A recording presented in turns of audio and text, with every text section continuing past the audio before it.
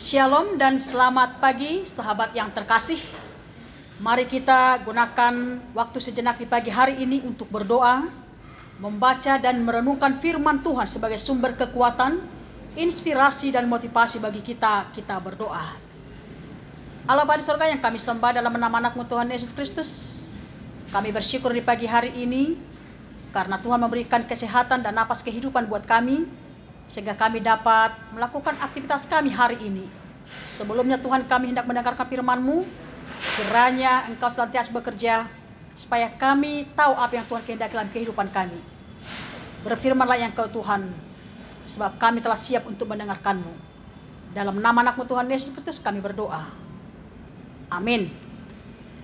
Firman Tuhan tertulis dari Yohanes pasal 1 ayat 9, dikatakan demikian. Terang yang sesungguhnya yang menerangi setiap orang sedang datang ke dalam dunia. Terang yang sesungguhnya yang menerangi setiap orang sedang datang ke dalam dunia. Sahabat yang terkasih, renungan kita hari ini berbicara tentang terang. Mari kita lihat bagaimana kekuatan terang di tengah persoalan dan pergumulan yang dihadapi oleh manusia itu sendiri melalui dua cerita di bawah ini. Pertama, ada seorang pelukis tua yang bernama Glenn Whistle. Dia hampir putus asa dalam masa tuanya. Istrinya telah meninggal. Ia hidup sendiri dan sedang mengidap penyakit Parkinson.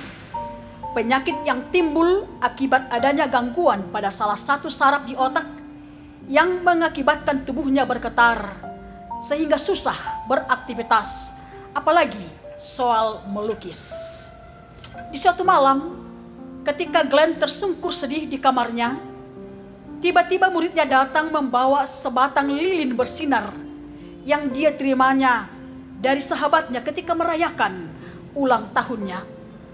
Karena sedih, tak dapat memberikan apa-apa kepada gurunya selain lilin itu, si murid memeluk Glenn dengan linangan air mata sambil mengucapkan, "Aku sayang guru."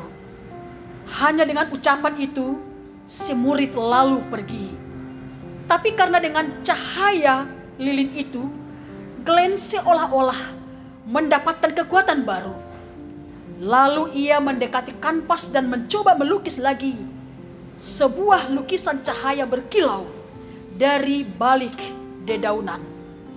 Setelah selesai, lukisan itu dihadiahkan kepada si murid sambil berpesan agar ia terus melukis cahaya, sebab menurutnya itulah sumber kehidupan dalam hidup ini, khususnya cahaya, sinar atau terang kasih dari Tuhan yang memancar kepada diri kita dan menerangi jiwa sesama seperti yang dirasakan oleh Glenn.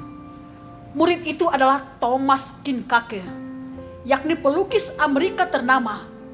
Dia adalah seorang Kristiani yang baik hati, yang bersaksi tentang Tuhan Yesus lewat karya-karyanya yang kental bernuansa cahaya di tengah keindahan panorama alam yang tenang dan damai. Kedua, cerita tentang seorang raja di suatu kerajaan yang begitu besar. Raja ini sudah tua dan dia sadar akan fisiknya yang mulai lemah. Oleh sebab itu, raja mengadakan sayembara bagi anak-anaknya untuk menggantikan posisi dia sebagai raja. Raja ini memiliki 3 orang anak laki-laki yang pintar, yang ganteng, yang gagah dan pemberani. Raja mengadakan sayembara dengan sebuah tantangan. Ada suatu ruangan yang kosong, dan ruangan kosong itu harus diisi penuh oleh suatu barang atau benda. Lalu raja memberikan uang modal kepada anak-anaknya sebesar 1 juta rupiah per orang. Dan siapa yang memiliki uang sisa paling banyak, dialah yang akan terpilih menjadi raja yang baru untuk menggantikannya. Anak pertama membeli kerupuk dan mengisi ruangan itu sampai penuh dengan kerupuk dengan harga 500.000 rupiah. Sisa uangnya 500.000 rupiah. Anak kedua mengisi ruangan sampai penuh dengan membeli kapas seharga 300.000 rupiah. Sisa uangnya 700.000 rupiah.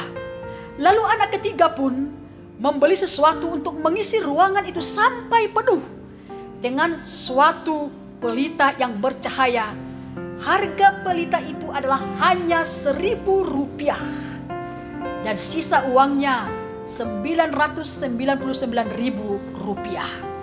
Lalu raja melihat cara berpikir anak ketiga yang begitu luas dan begitu sederhana. Raja pun memutuskan anak ketiga lah yang menjadi raja untuk menggantikan sebagai raja. Sahabat yang terkasih, kita mau belajar dari kedua cerita di atas bagaimana menjadi terang dan pembawa terang. Terang adalah sesuatu yang dapat dilihat, sesuatu yang dapat dirasakan, dan sesuatu yang dapat mengubah kehidupan seseorang. Ketika jiwa seseorang itu bisa menjadi gelap akibat duka dan derita, akibat banyak persoalan, masalah yang bisa kehilangan arah dan putus asa. Tapi ketika terang itu datang, maka jiwa seseorang itu pun bisa bangkit kembali. Kita tahu bahwa terang mampu mengisi setiap kehidupan yang penuh dengan kegelapan. Sahabat yang terkasih, Yohanes pun memberi nuansa cahaya, nuansa terang pada Injilnya. Ia melukiskan tentang Yesus Kristus yang adalah terang dunia, yang mampu mengusir segala kegelapan sehingga semuanya menjadi terang. Di dalam dunia ini, Dia datang untuk menyelamatkan kita dari kuasa kegelapan, yaitu dari dosa-dosa kita, sehingga kita hidup dalam damai sejahtera. Karena itu, janganlah takut untuk hidup dalam terang, namun takutlah jika kita harus di dalam gelap. Sebab hidup di dalam gelap akan membuat kita tidak beroleh kasih dan kemuliaannya. Tapi barang siapa hidup dalam terang Tuhan, dialah yang memiliki kehidupan yang kekal. Selamat beraktivitas. Tuhan Yesus memberkati. Amin. Kita berdoa. Allah Bapa di sorga, kembali kami bersyukur dan berterima kasih atas berkat-Mu yang Kau anugerahkan kepada kami di pagi hari ini. Sehingga kami dapat memberikan waktu kami sejenak untuk membaca, mendengarkan dan merenungkan firman-Mu yang membuat kami termotivasi untuk melakukan pekerjaan kami satu hari ini. Biarlah itu Tuhan menjadi kekuatan bagi dan sukacita bagi kami.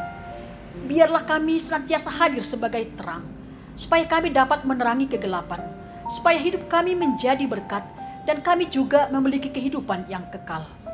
Kami percaya ketika Roh Kudus-Mu hadir dalam kehidupan kami, bekerja dalam hati kami dapat menjadi anak-anak terang.